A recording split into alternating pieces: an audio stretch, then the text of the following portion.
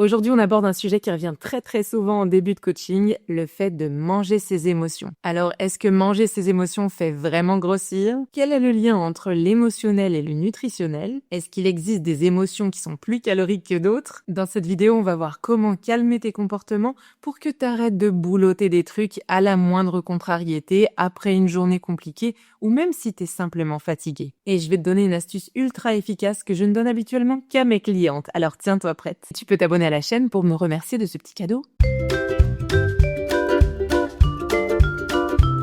Bienvenue sur Ma Petite Addiction, la chaîne qui t'aide à perdre du gras du cul dans la joie et la bonne humeur. Tu le sais, je fais des suivis de 3 mois où j'allie hypnose et nutrition et j'accompagne des personnes qui ont des troubles dans leur relation avec la nourriture ou avec leur corps à faire la paix et retrouver une forme de sérénité et surtout de liberté alimentaire durable. Et une chose que mes clientes, les petites bombasses, ont en commun, en dehors du fait de vouloir que ça change et d'être très investies dans les coachings, c'est que la majorité, quand elles déposent leur petite valise chez moi, me racontent la même histoire. Elles mangent des gâteaux, des apéros, du fromage, certes, mais elles mangent aussi leurs émotions. Alors je te spoil tout de suite, manger ses émotions, c'est pas possible. Une émotion, c'est pas comestible. C'est pas comme un gâteau, ça a pas comme vocation d'être mangé. Et je te dirai d'ailleurs un peu plus tard comment les dompter, ces émotions. Bon, je rigole, évidemment que tu sais que les émotions, c'est pas comestible.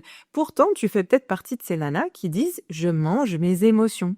Et j'aimerais savoir pourquoi ça arrive aujourd'hui. Alors que t'as peut-être envie de perdre du poids, que t'as envie de t'affiner, que t'as envie de te sentir mieux dans ta peau et te sentir libre de manger ce que tu veux sans peur de grossir, pourquoi est-ce que aujourd'hui ça merde en fait? Pourquoi est-ce que j'ai autant de meufs magnifiques et formidables qui arrivent en toquant à ma porte en se disant « je suis un cas désespéré, par contre j'ai confiance en toi, en la méthode et je sais que ça va changer » parce qu'elles ont aussi vu les résultats de mes clientes, mais pourquoi est-ce qu'elles disent la même chose? Alors bien sûr, tu l'as pigé, il y a 2 parties dans cette expression, il y a la partie manger et la partie émotionnelle. Si on s'attarde un peu sur les émotions, on va pas se mentir, c'est pas tes émotions positives qui vont déclencher le plus souvent tes prises alimentaires qui sont pas très saines. Souvent, on va parler de stress, d'anxiété, d'ennui, et même des fois, j'ai des clientes qui me parlent d'un vide à combler. D'un vide émotionnel qui prend de plus en plus de place et qui est même un peu terrifiant à la fois. Donc on peut rajouter la peur. Alors oui, ces émotions, elles sont pas forcément très agréables, des fois même c'est des sensations, ça peut être une fatigue physique, et bref, ça crée une forme d'inconfort, qui est pas très agréable à vivre, on va pas se mentir. Mais si t'as jamais été sensibilisé à ce genre de choses, ou accompagné pour comprendre, accepter et te laisser traverser par tes émotions, ça peut être un truc qui est absolument pas facile à vivre pour toi. Ça peut donc générer encore plus d'anxiété, encore plus de stress et de sensations et de sentiments négatifs, ce qui déclenche, en contrepartie, un besoin urgent de réconfort et de choses positives. Et ça, c'est encore plus marqué chez les meufs qui font partie de la team de « oulala, attendez, moi mes émotions, vous savez pas ce qu'elles sont. Elles sont tellement puissantes, tellement costauds et tellement énormes qu'elles vont me détruire si je les laisse me traverser, c'est pas possible. Pleurer, si je commence à pleurer, je m'arrêterai jamais de ma vie. J'ai l'impression qu'en plus de pas très bien gérer mes émotions, je récupère toutes celles des autres. Bref, c'est un gros bordel. Et en plus d'être un gros n'importe quoi, je peux totalement comprendre que ce soit absolument terrifiant comme truc. Ah tiens, encore une émotion négative. Donc en soi, si t'as besoin de te rassurer et de te réconforter, quoi de plus facile d'accès que la nourriture? En plus de ça, la nourriture, elle a quand même plein de points positifs. Elle te juge pas, elle va jamais retourner contre toi des secrets que tu lui aurais confiés parce que t'étais un petit peu fragile à ce moment-là. Elle va jamais t'abandonner, elle va jamais te rejeter. Et je dirais même plus, elle sera toujours là pour toi. Il te suffit juste d'aller au supermarché. Et peut-être même qu'elle a toujours été là pour toi, la nourriture au fond. Que depuis l'enfance, t'as utilisé la nourriture comme une sorte de doudou. Une ressource, une béquille émotionnelle, un pansement. Ou alors, ça se trouve, c'est vraiment un truc qui est très récent pour toi et qui malheureusement s'est accentué et t'en souffres aujourd'hui. Et ce que je vois dans les suivis que je fais, c'est que les filles, ok, elles ont ce comportement qui est toxique, on va pas se mentir, mais elles ont toutes la même intention derrière, une intention positive de s'apaiser et se sentir mieux. Donc au final, même si le but recherché n'est pas atteint parce que l'exécution mériterait quand même des petites améliorations, l'intention de départ est positive. Et ça, c'est plutôt une bonne chose. Parce que j'en connais plein, des meufs qui disent « Mais c'est de l'auto-sabotage, je me déteste et tout. » Ouais, mais il y a quand même une partie de toi qui a une intention positive au départ. Et ça, c'est hyper utile à exploiter en hypnose. Enfin bon, si on revient à l'exécution du truc, tu sais très bien que ça marche pas. T'es contente, réconfortée, peut-être 3-4 bouchées. Le plaisir monte un peu, la satisfaction aussi, le réconfort un tout petit peu. Mais très très vite et surtout très fort, l'inconfort arrive, la culpabilité pose ses valises et alors, c'est la merde. Et je vais être un peu cash, mais manger ses émotions, ou je devrais dire plutôt manger parce que le déclencheur est une émotion, ne fait pas grossir. Tu peux manger un Kinder Bueno parce que t'as envie de te sentir mieux, sans grossir. Tu peux sortir du boulot, aller au supermarché, t'acheter un paquet de chips et le manger sur le chemin du retour, sans grossir. Tu peux même boire ton petit chocolat chaud, le fion vissé sur ton canapé avant d'aller te coucher, sans grossir. Et ce qui fait grossir, c'est pas les aliments, c'est la fréquence et l'intensité de tes comportements. Que tu te tournes vers la nourriture parce que, justement, t'as envie de te sentir bien, c'est ok. Ça arrive à tout le monde de temps en temps. Mais ce qui pue du cul, c'est que ça t'arrive tous les jours. Qu'en plus de ça, ça marche pas vraiment parce que tu culpabilises, ce qui va préparer ton prochain craquage parce que tu ne te sens pas bien. Et là, on n'est plus sur du de temps en temps. Ça devient un mode de vie. Et surtout, ça devient excessif. Et je suis persuadée que ton corps n'a pas besoin de vivre sous la pression, de ressentir de la culpabilité, d'avoir de la restriction mentale pour être en bonne santé de manière optimale. Et je pense que tu comprends déjà où je veux en venir quand je souligne toutes les émotions négatives que tu ressens en ayant essayé de te sentir mieux. Alors allons voir les leviers qu'on peut actionner pour améliorer tout ça. Tu le sais, je suis nutritionniste et hypnothérapeute spécialisée dans les troubles des conduites alimentaires. Alors forcément, j'ai bien envie de faire un petit tour dans ton cerveau. C'est parti, mise en situation.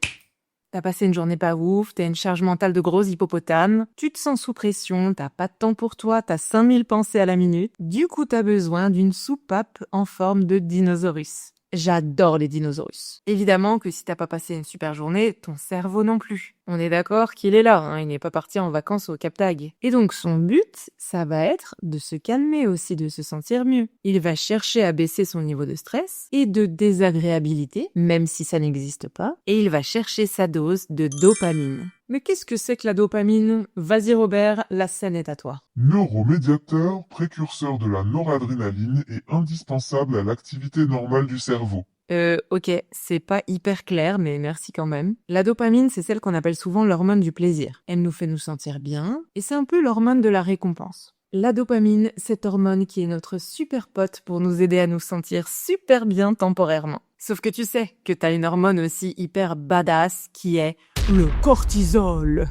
Je sais pas si j'assume ce jingle. Le cortisol, c'est plutôt l'hormone qui est étiquetée hormone du stress. Et si t'as regardé ma vidéo sur le cortisol, cette hormone qui bloque ta perte de poids, tu sais qu'elle te pousse aussi à consommer des choses plus sucrées et plus grasses. Mais si, clique et va voir la vidéo après. Et abonne-toi, hein. Résultat de tout ça, à chaque fois que tu manges pour te sentir mieux mais qu'en fait tu te sens mal, bah tu renforces ce lien entre émotion et nourriture. Et en vrai, c'est ce que je dis toujours, si la nourriture était une solution efficace et durable à ton souci, mais bingo, t'as trouvé la solution, c'est trop bien. Sauf que toi, non.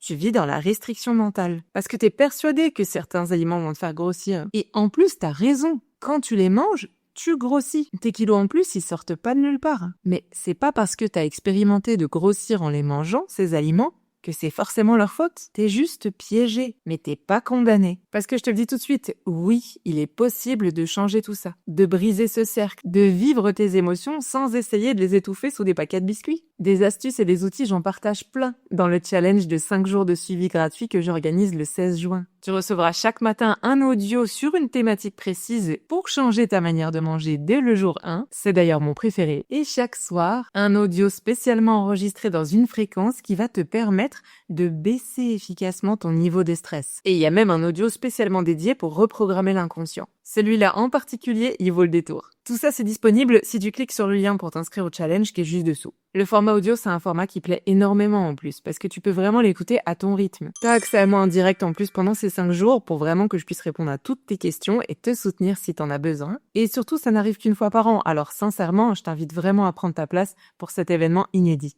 En attendant de te retrouver dans le challenge gratuit, voilà ce que tu peux faire dès maintenant. La prochaine fois que t'as envie de manger mais que ce n'est pas de la faim, bon, déjà faut connaître la différence, et ça je te l'explique hyper en détail dans le challenge. Quand tu sens que cette envie de manger, elle est uniquement émotionnelle, lève-toi, va boire un verre d'eau et ensuite tu t'installes assise avec des écouteurs. À ce moment-là, tu mets une musique qui te plaît, qu'elle soit calme ou dynamique. Les Spice Girls, ça marche aussi. Et tu prends 3 à 5 minutes, le temps de la musique en fait, pour respirer profondément. Et en plus de ça, tu vas imaginer que tu es dans un endroit qui te fait du bien. Et juste, tu respires en écoutant la musique. La respiration, c'est vraiment un outil qui va aider à calmer ton système nerveux. Si tes émotions, elles s'emballent, que aujourd'hui tu sais pas encore comment trop les gérer, ce que tu sauras faire plus tard grâce au challenge, ça va ralentir le fonctionnement du corps. En oxygénant ton corps, en ralentissant tout ça, tu lui montres que tout va bien. Et tout ça, ça ramène un équilibre dans le corps. Et au niveau des émotions, bien sûr. Alors fais ça. La prochaine fois que tu as envie de manger sans faim, tu prends de profondes inspirations et expirations. Allez, fais-en 10 au minimum. Et observe comment ton corps réagit. Très souvent, cette petite pause te permettra de pouvoir passer à autre chose. Et si tu choisis après de manger quand même un biscuit, y a pas de problème. Dans le suivi que je fais du Club des Bombasses, on va pas se mentir, hein. Mes clientes, elles prennent l'apéro, elles bouffent des biscuits tous les jours et elles s'affinent. Alors utilise cet outil et puis si t'en as besoin de complémentaires ou d'autres ressources, tu t'inscris au challenge de suivi gratuit. Comme ça, tu vas pouvoir complètement amorcer ton virage dans la relation que tu as avec la nourriture et ton corps et réapprendre à fonctionner avec et faire équipe. Dans le challenge, je vais te montrer des outils testés et approuvés par mes clientes pour gérer les émotions en toute sérénité. Et tu vas être bluffé par les résultats, j'en suis sûre. J'ai hâte de savoir d'ailleurs. Il y a des meufs qui, dès le premier jour, commencent à changer leur comportement, d'autres à la fin de la semaine qui se sont affinées. Je ne sais pas quelle case tu vas cocher, parce que chaque corps est différent, c'est ça qui est intéressant. Et notamment, toi. Allez, ma petite bombasse, si tu veux découvrir mes techniques, celles que j'utilise avec mes clientes, en alliant la nutrition et l'hypnose, c'est vraiment l'opportunité de l'année, sans jeu de mots, parce que, comme je l'ai déjà dit, il n'y en aura pas d'autres cette année en 2025. Alors, inscris-toi en cliquant sur le lien juste en bas. Parce que mon but, c'est que tu suives une méthode qui s'adapte à toi et pas l'inverse. Et surtout, que ce soit pour la dernière fois. On n'en peut plus de faire des régimes. Ça ne peut plus durer. En tout cas, je voulais te remercier de t'être abonné à la chaîne parce que elle prend vraiment plus d'ampleur au fil des semaines. Je suis hyper heureuse parce que du coup, ça permet à plus de meufs qui ont besoin d'un petit coup de pouce pour se sentir mieux dans leur peau, de voir mes vidéos. Merci aussi pour vos commentaires. Je suis vraiment hyper contente de créer cette petite communauté sur YouTube, jour après jour, abonnement après abonnement. Et ça, vraiment, c'est grâce à toi.